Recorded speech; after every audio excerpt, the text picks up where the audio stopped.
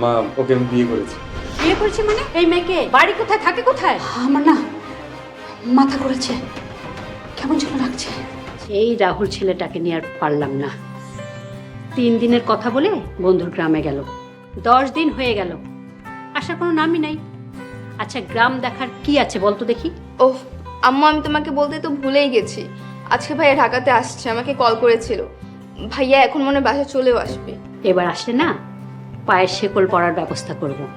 আম্মু, ভাইয়া তো কখনো গ্রাম ঘুরেনি, সেজন্য ভালো করে গ্রাম ঘুরে আসতে হয়তো একটু দেরি হয়ে গেছে। ওই যে ভাইয়া মনে চলেও আসছে, তুমি বসো।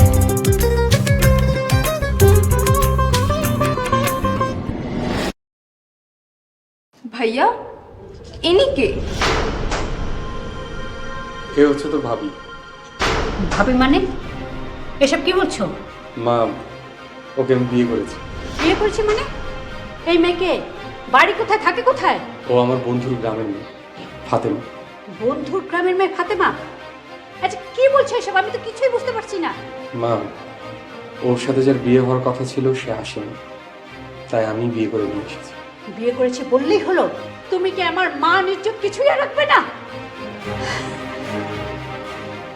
আমার না মাথা ঘুরেছে, কেমন যেন লাগছে। মা,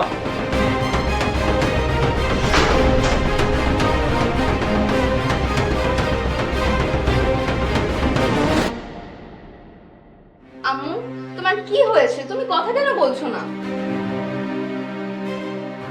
এসব দেখে না আমার আর বাঁচতে ইচ্ছে করছে না, মনে হচ্ছে মরেই যাই। আমার মান সম্মান কিছুই আর রাখলো না। এই ওকে আমার এখান থেকে চলে যেতে বলো। ভাইয়া, তুমি এখান থেকে যাও তো। খালা, আপনি তাড়াতাড়ি গিয়ে বড় ভাইকে ডাক দিয়ে নিয়ে আসুন। আচ্ছা, আমি যাইতেছি। আমার ছেলে হয়ে এমন একটা কাজ করবে আমি জীবনেও ভাবিনি। হ্যাঁ করো, বংশের কথাটা ভাবলো না, বংশের মান সম্মানের কথাটা ভাবলো না।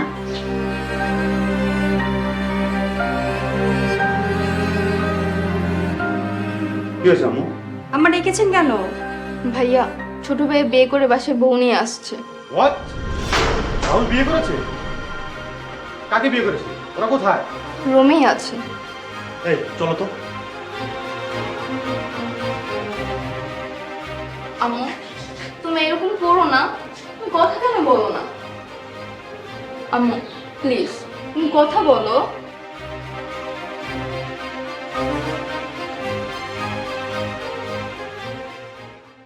বসুন। সমস্যা নেই।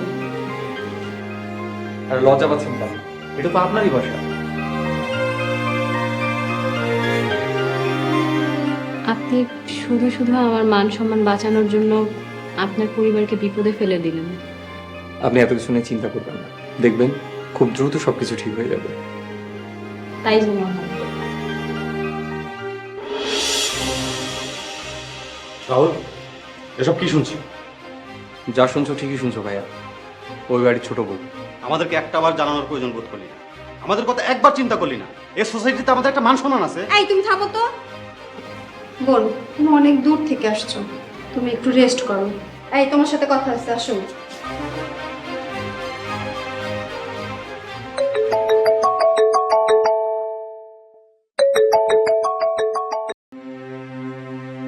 হ্যালো মামা, আসসালামু আলাইকুম। কিরে রাহুল, আমি এগুলা কি শুনছি? যা শুনছো ঠিকই শুনছো মামা। তাই বলে এরকম অশিক্ষিত গায়ের মেয়ে? তোর মায়ের অবস্থা এখন কি হবে একবার ভেবে দেখ তো। মামা, তোমার গরুর খামার এখন কেমন চলছে? ভালো। তুমি এক কাজ করো, গরুর ঘাস কাটো, তোমাকে এসব নিয়ে চিন্তা করতে হবে না। রাখলাম। আপনি দাঁড়িয়ে আছেন কেন? বসুন।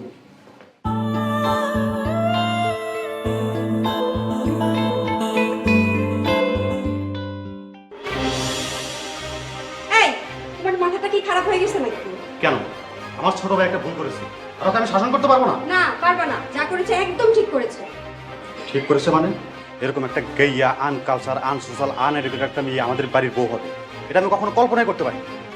আরে শোনো, তোমার মা এই বিয়েটা এর জন্যই মেনে নেবে না।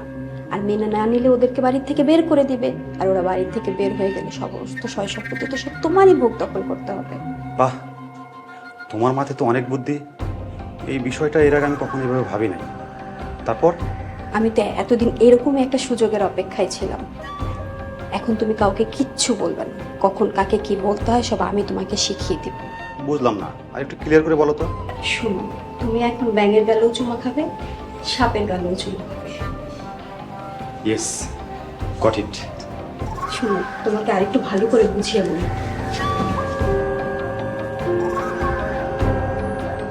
হ্যালো খালামণি।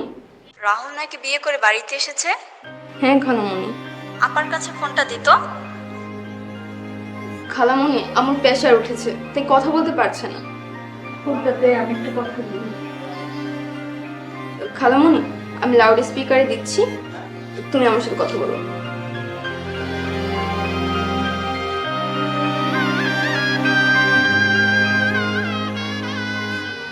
আপা, ভাই ফোন করেছিল, এগুলো আমি কি শুনছি? যা শুনেছিস সব ঠিক শুনেছিস। তুই যদি দেখতি না মেয়েটাকে একেবারে খ্যাত গাইয়া, তোর না একদম প্রেশার উঠে যেত। কি করে যে আমার ছেলেটা এমন একটা কাজ করতে পারলো, আমার মান সম্মান কিচ্ছু আর রাখলো না। কিভাবে যে আমি মানুষের সামনে মুখ দেখাবো আল্লাহ জানে। খালামণি, খালামণি আমার কান্নাকাটি করছে, আবার অসুস্থ হয়ে পড়বে। তুমি এখন ফোন রাখো, আমি তোমাকে আবার পরে কল করবো।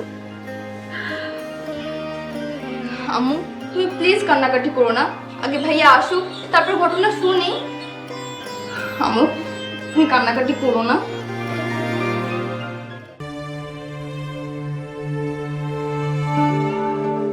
আম্মু, ওর শরীরের এখন কি অবস্থা? ভালো লাগছে না? রাহুল কোথায়? ভাইয়া তো একটু বাহিরে গেছে। ওই মেয়েটাকে কি এখনো বাসায় রেখেছে? জি আম্মা। রাবেয়া, তুমি ওই মেয়েটাকে ডেকে নিয়ে এসো। জি ম্যাডাম, যাচ্ছে।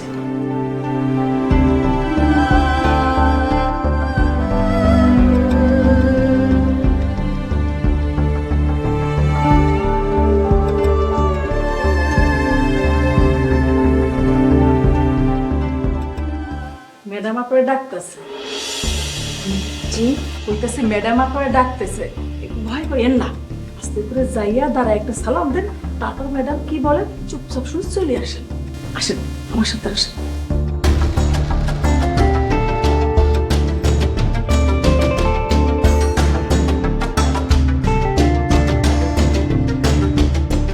আসসালামু আলাইকুম মা। এই, আপনি কাকে মা ডাকছেন? হ্যাঁ, এই মেয়ে, নাম কি তোমার? জি ফাতেমা। তোমার বাবা কি করে? আমার বাবা মা নেই, ছোটবেলা থেকে নানির কাছে বড় হয়েছে। এজন্যই বুঝি শহরের ছেলে দেখে অমনি তার গলায় ঝুলে পড়লে, তাই তো? আমার ছেলেটা না হয় সহজ সরল, কম বুঝে। তুমি কোন বিবেকে আমার ছেলেটার এত বড় ক্ষতি করলে? আমাদের ফ্যামিলি সম্পর্কে তোমার ধারণা আছে? তোমার জন্য আমাদের মান সম্মান সব শেষ হয়ে গেল। আম্মা, রাহুল এই মেয়েটাকে নিয়ে এ বাড়িতে থাকলে আপনার মান সম্মান কিচ্ছু থাকবে না, কিন্তু বিয়ে যেহেতু করেই ফেলেছে মেনে না। চুপ করো, তোমার কি মাথা খারাপ হয়েছে? আমার মুখের উপরে তোমরা কেউ কথা বলবে না। জি আম্মা। তোমাদের মতো মেয়েদের ধান্দা আমি খুব ভালো করেই জানি। তোমাকে কিছু টাকা দিব, কাল সকালে রাহুল ঘুম থেকে ওঠার আগেই বাড়ি ছেড়ে চলে যাবে। তা না হলে কিন্তু আমি থানা পুলিশ করতে বাধ্য হব। আপনি যান, রুমে যান।